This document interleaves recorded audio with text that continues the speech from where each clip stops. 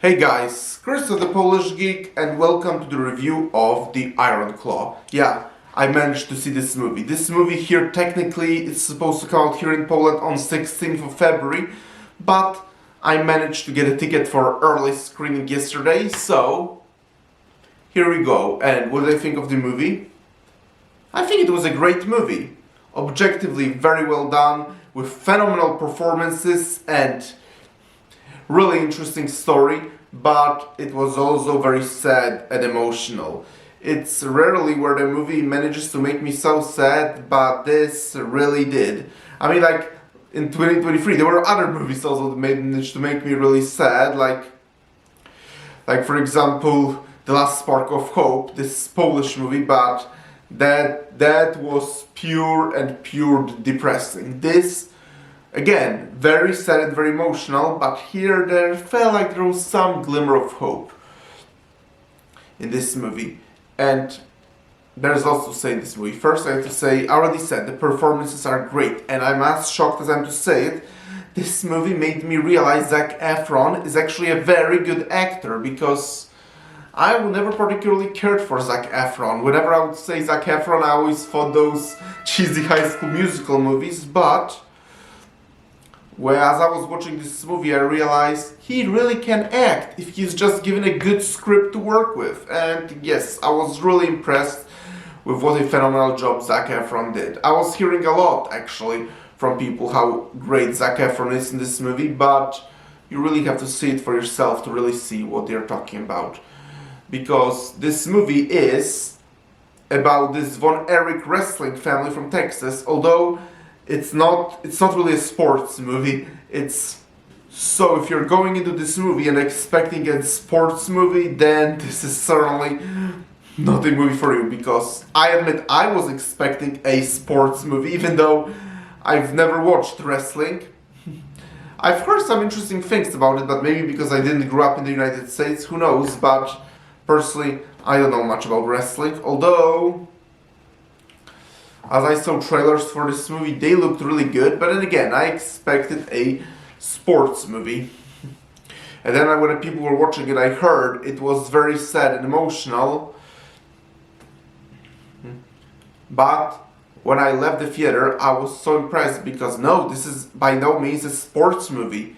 And yet, it was just so well done. I was so engaged as I was watching it, and as I left the theater literally feeling very sad, very emotional, but also really impressed how good this movie was. So, the movie is about Von Erich family, reportedly one of the most famous wrestling families in the United States, and they live in Texas, and the father of the family, Fritz Von Erich, never won championships, so he starts training his sons to be just like him, because he at least wants one of them to achieve something that he never achieved. And he's a really unlikable character. I made some research now about some real life history, and apparently it's not clear exactly how it happened in real life, but this movie it has a very negative portrayal on him, and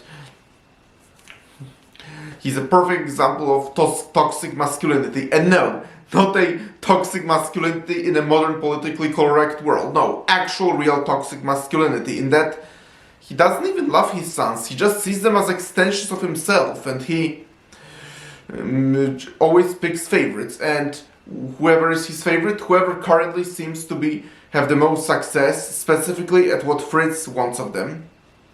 So he's a really unloving father, and he just sees sons as extensions of himself, and as a result, he also ruins many of his sons' dreams, which also leads to two of them, Mike and Carrie, committing suicide.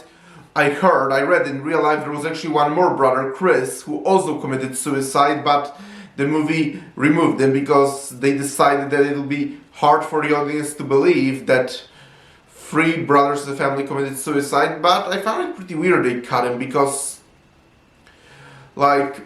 clearly it happened. If it's happened in real life, then the movie should portray it as unrealistic as it sounds. But oh well, that's no big deal, because what the movie portrays is still there. But the best part of the movie, and the true heart of it is how the oldest brother Kevin, played by Zac Efron actually, whom I talked about, how Zac Efron's character Kevin truly loves his brothers, and he's basically almost like a father figure to them that Fritz never was.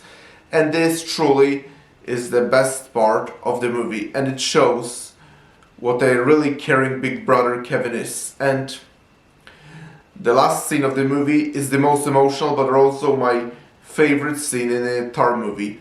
I won't spoil what it is, although perhaps most of you likely seen this movie, so you probably know which scene I'm talking about, but if you haven't, then yes, the very last scene of the movie is by far the most bittersweet, emotional part of the movie, and my favorite by far. I talked how phenomenal Zac Efron is in this movie, but another standout performance I really want to talk about is Lily James as Pam, Kevin's girlfriend and later wife. Yep, I also think she did a really phenomenal job as Pam. And speaking of her, I think Kevin's relationship with her is very well done. It's pretty healthy, and also it shows what a different type of person Kevin is than his father Fritz. But I also really like the exposition in this movie, because the first scene is actually in black and white, and it shows us what type of person Fritz, the father of all those brothers, is, and he's already really brutal on the ring and all, and I think this is a perfect way to establish for the audience what type of awful person Fritz really is, and that it's a really classic character establishment, and it's perfectly emblematic of what he does throughout the movie and how he treats his sons. Overall, The Iron Claw is a really great movie with phenomenal cast, especially Zac Efron and Lily James, and really emotional and heartbreaking, but kind of bittersweet story, and I really think it deserves to be watched. If I made my top 10 best movies of 2023 list, I think now Iron Claw would certainly be there. Not sure exactly where it would be, but I do know it would most certainly be on the list. Although at the same time, it's also one of those movies that you really have to be in the mood to watch, because I don't think I'll revisit the movie anytime soon. Don't get me wrong, again, as I said, great movie, but it's also very heartbreaking and emotional, so this is one of those movies that you truly have to be in a mood for to watch. But I recommend The Iron Claw. It was not what I expected, but in a good way. So, thank you guys for checking out this video. Press the like button, please subscribe this channel, and I'll talk to you soon in another video, and I'm really getting something awesome for you.